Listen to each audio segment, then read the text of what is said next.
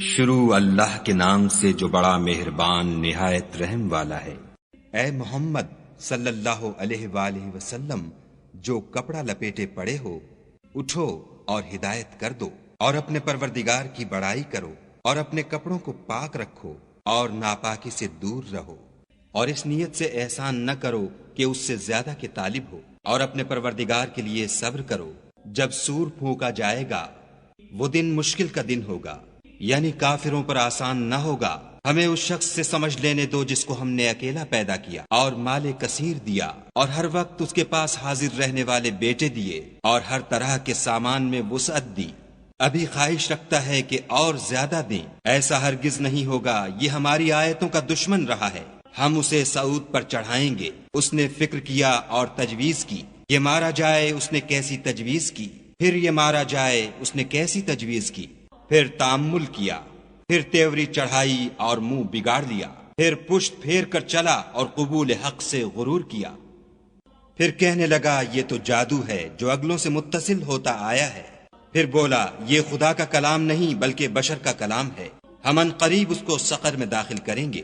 اور تم کیا سمجھے کہ سقر کیا ہے؟ وہ آگ ہے کہ نہ باقی رکھے گی اور نہ چھوڑے گی، اور بدن کو جھلس کر سیاہ کر دے گی۔ اس پر 19 داروغہ ہیں، اور ہم نے دوزخ کے داروغہ فرشتے بنائے ہیں، اور ان کا شمار کافروں کی آزمائش کے لیے مقرر کیا ہے، اور اس لیے کہ اہل کتاب یقین کریں اور مومنوں کا ایمان اور زیادہ ہو، اور اہل کتاب اور مومن شک نہ لائیں، اور اس لیے کہ جن لوگوں کے دلوں میں نفاق کا مرض ہے اور جو کافر ہیں کہیں کہ اس مثال کے بیان کرنے سے خدا کا مقصود کیا ہے۔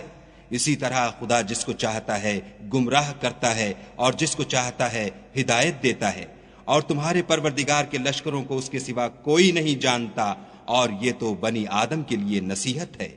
ہاں ہاں، ہمیں چاند کی قسم، اور رات کی جب پیٹھ پھیرنے لگے، اور صبح کی جب روشن ہو، کہ وہ آگ ایک بہت بڑی آفت ہے، اور بنی آدم کے لیے موجب خوف، جو تم میں سے آگے بڑھنا چاہے یا پیچھے رہنا چاہے۔ ہر شخص اپنے اعمال کے بدلے گرو ہے، مگر داہنی طرف والے نیک لوگ، کہ وہ باغہائے بہشت میں ہوں گے اور پوچھتے ہوں گے، یعنی آگ میں جلنے والے گناہ گاروں سے، کہ تم دوزخ میں کیوں پڑے؟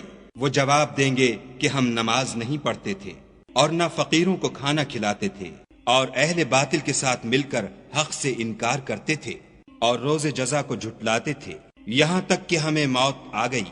تو اس حال میں سفارش کرنے والوں کی سفارش ان کے حق میں کچھ فائدہ نہ دے گی۔ ان کو کیا ہوا ہے کہ نصیحت سے روگرداں ہو رہے ہیں، گویا گدھے ہیں کہ بدک جاتے ہیں، یعنی شیر سے ڈر کر بھاگ جاتے ہیں۔ اصل یہ ہے کہ ان میں سے ہر شخص یہ چاہتا ہے کہ اس کے پاس کھلی ہوئی کتاب آئے، ایسا ہرگز نہیں ہوگا۔ حقیقت یہ ہے کہ ان کو آخرت کا خوف ہی نہیں، کچھ شک نہیں کہ یہ نصیحت ہے۔